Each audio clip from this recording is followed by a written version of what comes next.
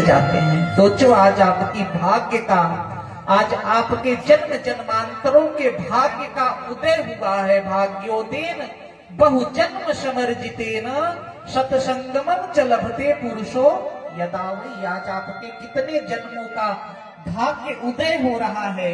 आपके पितरों ने कृपा करी होगी, आपके पितृ मना रहे होंगे कि कोई मेरे कुल का लायक बैठ करके भागवत सुने, और उसके हृदय में बैठ करके मैं उस कथा को सुनूं जो मैं अनंत जन्म से प्रेत योनियों में, भूत योनियों में भटक रहा हूं, मेरा उद्धार हो जाए। उन पितरों की कृपा, उन ग्राम देवता की कृपा और आपके भाग्य का जब उदय हुआ भैया, तो भगवान की कथा आपके गांव में खुद चल करके आई। सोचो आपको कुछ प्रयास करना पड़ा, किसी को कोई प्रयास करना पड़ा कि हमारे गांव में कथा हो जाए, किसी ने प्रयास किया?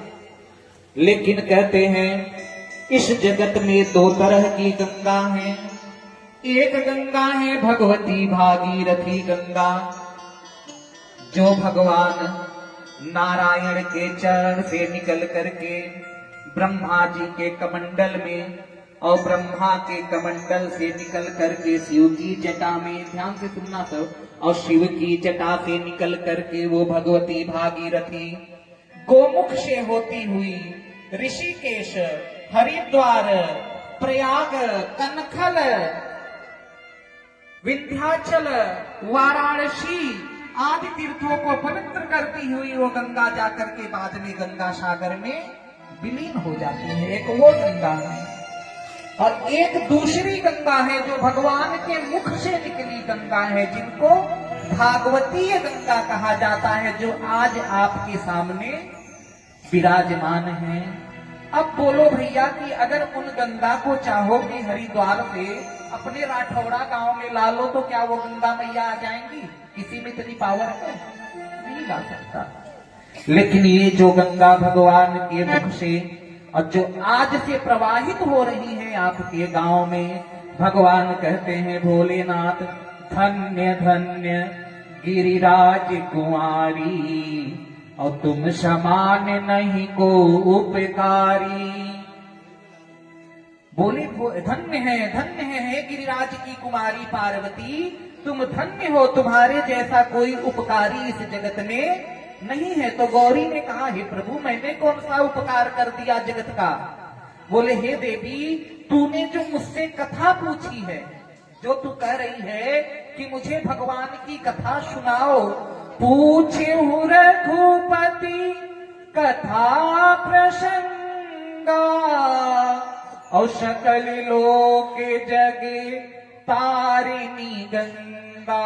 हे देवी, जो तुमने भगवान की कथा गंगा को प्रकट किया है, ये गंगा समस्त जगत को पतित पावन करने वाली है। सकल लोक जग तारिणी गंगा, ये जो भगवान के मुख से निकली गंगा है, आज राजा ने कितने गांव में, और यहाँ तक कहें कि विदेशों में भी ये गंगा जा जा करके अब पति गंगा है, जो कृपा करके खुद आपके गांव में चल करके चली आई।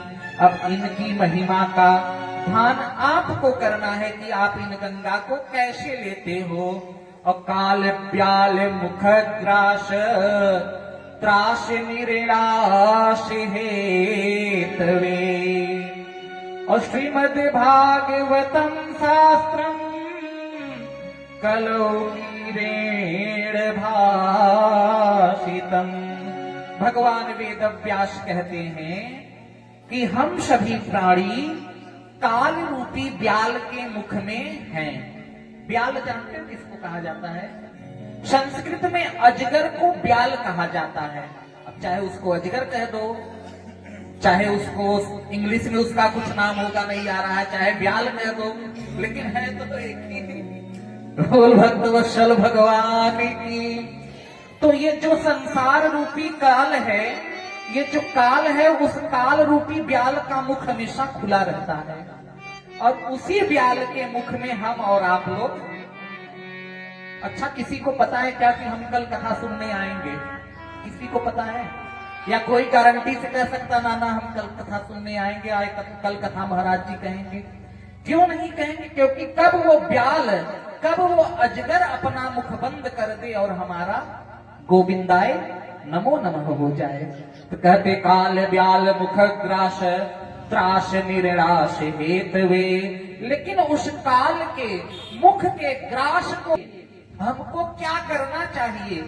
वेद व्यास जी महाराज करें श्रीमद् भागवतम शास्त्रम कलौकीरेण भाषितम, श्रीमद् भागवतम शास्त्रम कलौकीरेण भाषितम।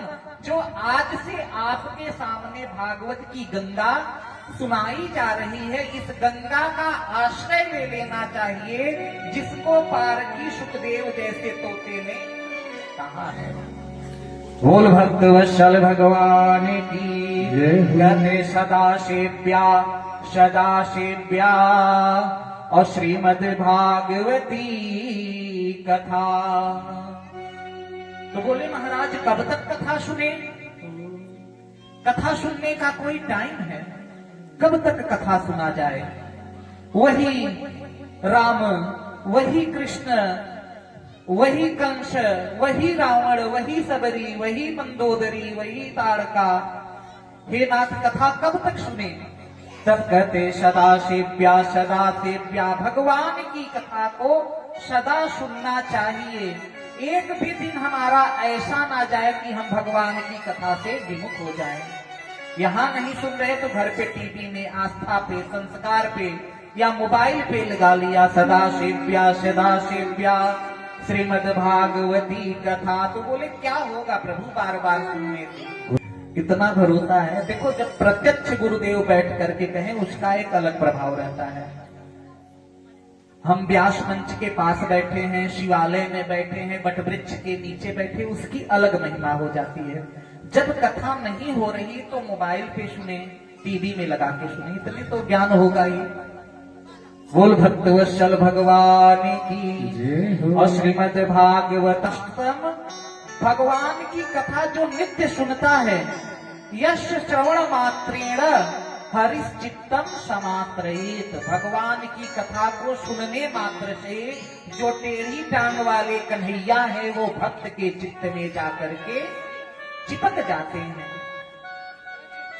और जब भगवान आपके चित्त में चिपक गए तो उन भगवान को आप चाहो कि कितना भी निकाल के फेंक दो, कितना भी आपका मन चाहे कि अब मैं भक्ति नहीं करूंगा, लेकिन भगवान ऐसे चिपकते हैं कि वो एक बार चिपके तो दोबारा निकल के आपके हृदय से नहीं जा सकते। इसीलिए कहे पुनि पुनि कीते नहु सुनहि सुनावे, पुनि पुनि कीते नहु